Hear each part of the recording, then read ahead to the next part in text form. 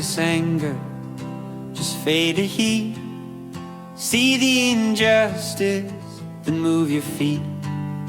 For true life is found when you pour your heart out. Give up your comfort and silence the doubt.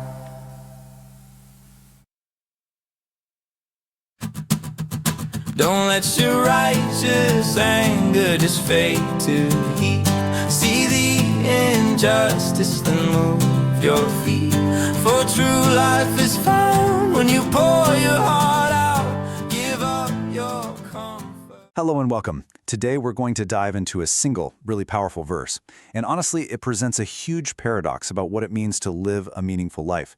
It's one of those statements that just flips our natural instincts completely upside down, suggesting that the real path to living isn't about protecting ourselves, but about letting go. Here it is from the book of Mark. If you try to hang on to your life, you will lose it. But if you give up your life for my sake and for the sake of the good news, you will save it. It's a bit of a puzzle, right? I mean, every instinct we have tells us to hold on tight, to protect ourselves, to make sure we're secure. But this verse says that very drive, when it's our main goal, actually leads to loss.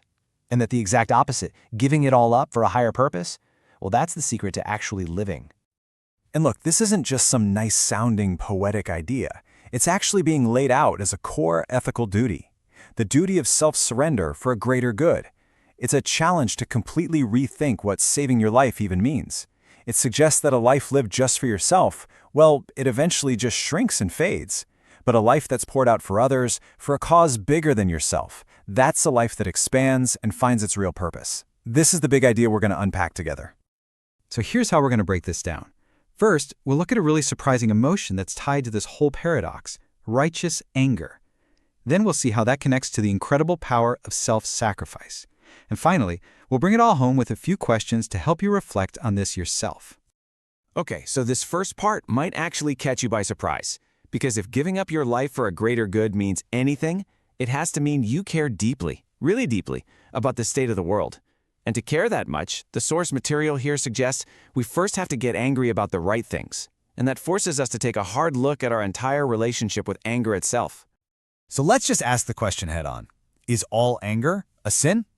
You know, so many of us are taught to just suppress anger, to see it as this purely negative, destructive thing. But what we're looking at here is a critical distinction. It argues that while, yes, one kind of anger is absolutely corrosive and sinful, another kind is not only okay, it's ethically necessary. You can really see the split here. On one hand, you have unrighteous anger. This is the selfish, self-centered kind. It's what flares up when our feelings get hurt, when our ego is bruised, or when our plans get messed up.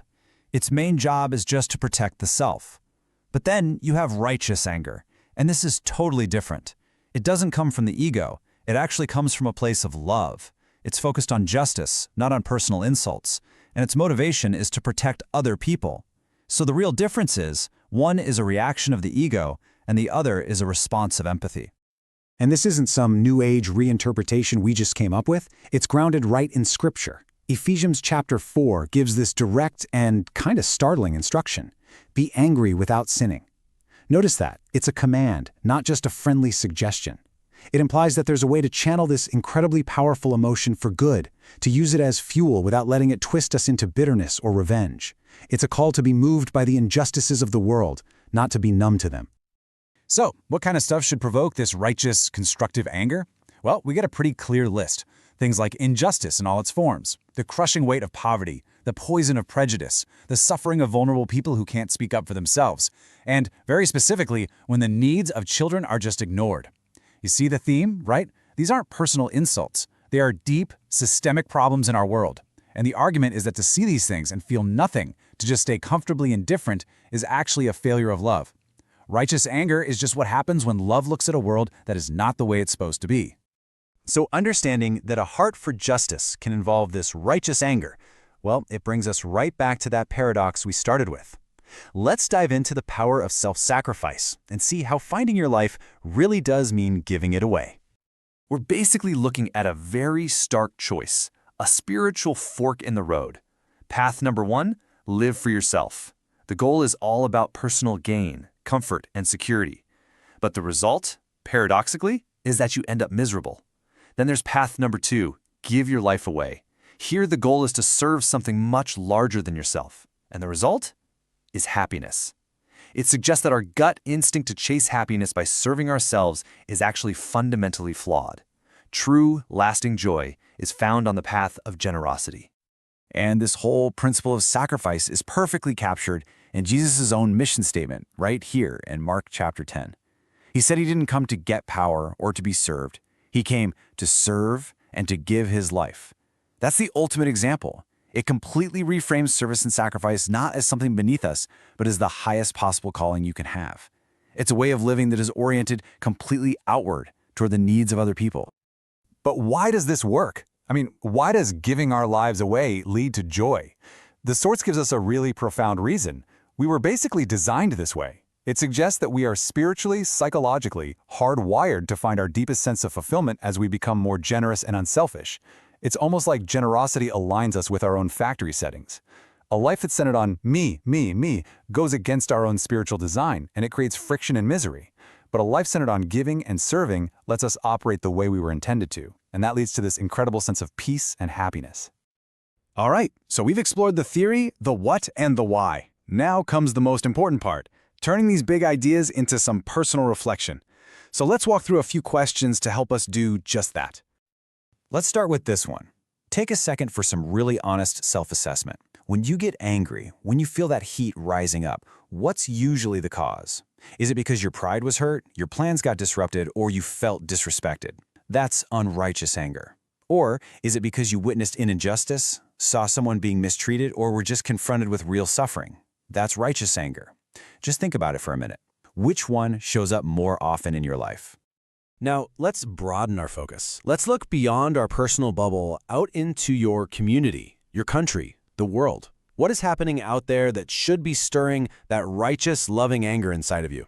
Is it a local injustice, a policy that's harming vulnerable people, a global crisis that everyone seems to be ignoring?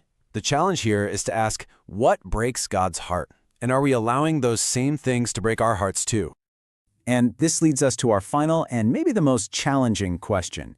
See, anger without action is really just noise. Sacrifice is where our convictions get real.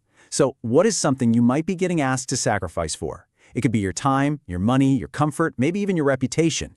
It might be a small thing you do every day or a huge, life-altering decision. But the crucial follow-up question is this: are you willing to say yes no matter what it costs? And so we end right where we began.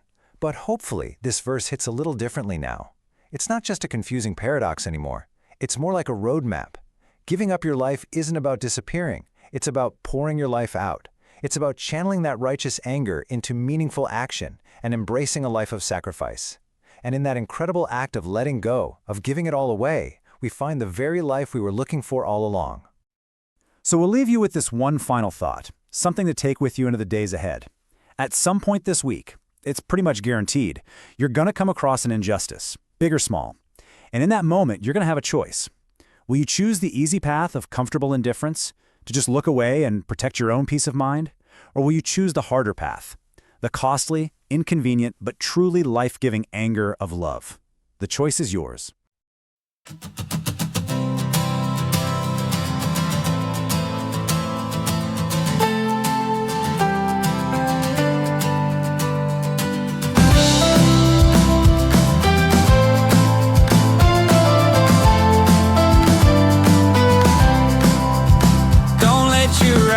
Righteous anger just fade to heat. See the injustice, then move your feet. For true life is found when you pour your heart out. Give up your comfort and silence the doubt.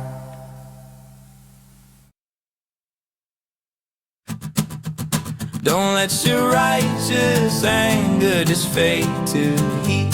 See the injustice, then move your feet. For true life is found when you pour your heart out. Give up your comfort and silence the doubt.